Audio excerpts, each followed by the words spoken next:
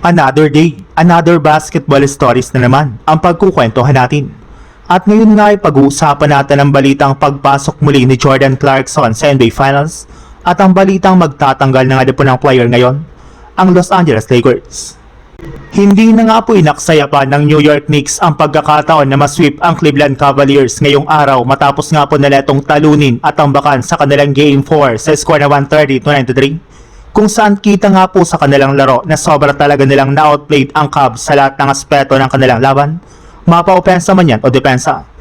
At dahil nga po sa kanilang pagkapanalo ngayong araw ay ang Knicks na nga pong mag-a-advance sa NBA Final sa unang pagkakataon simula taong 1999. Kaya di na nga po nakakagulat bakit trending ngayon sa social media ang kanilang team lalo pat napakadami nga po mga fans ang naghintay ng napakatagal sa pagkakataon na ito.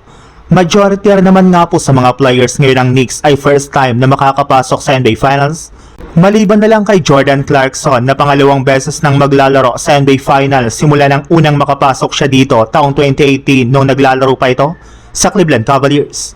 Kaya mukhang sa kanya nga po aasa ng experience ang kanyang mga teammates sa Knicks sa kanilang mga darating na laro sa NBA Finals. Sa ibang balita naman, magiging aktibo nga po talaga ang Lakers sa loob ng trade market kapag nag-umpisa ng off-season sa darating na July. Sa katunayan, kasalukuyan na nga pong nag-i-scout ngayon ang kanilang front office ng mga players na magiging available na either sa trade market o di kaya sa free agency market. Pero bago nga po nila yan magawa ay kailangan muna nga po nilang ayusin ang kanilang kasalukuyang lineup sa pamamagitan ng pagtanggal nila sa ilan sa kanilang mga players para makabuo sila ng bakanting pwesto. Kabilang nga po sa mga hindi na nga po nila pababalikin sa kanilang lineup ay sina Maxi Kleber at Nick Smith Jr. na magiging unrestricted free agent na ngayong offseason. Bukod nga po sa kanila, wala rin naman nga pong balak ang Lakers na bigyan ng bagong kontrata si DeAndre Ayton. At kahit man nga po kunin nito ang kanyang player option ay plano pa rin nga po nila ito na i-trade sa mga susunod buwan.